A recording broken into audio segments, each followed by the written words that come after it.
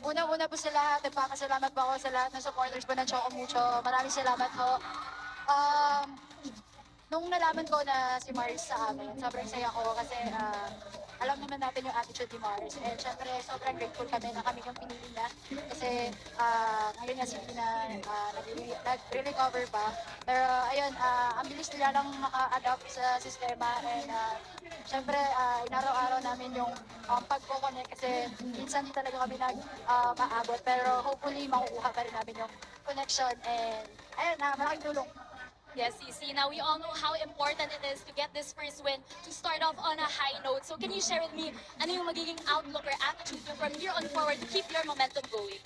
Magtitiwala pa rin kami sa sistema ni Coach Dante, sa programa ng mga coaches namin. At syempre, magtatrabaho kami kung ano yung pinapagawa sa kanila.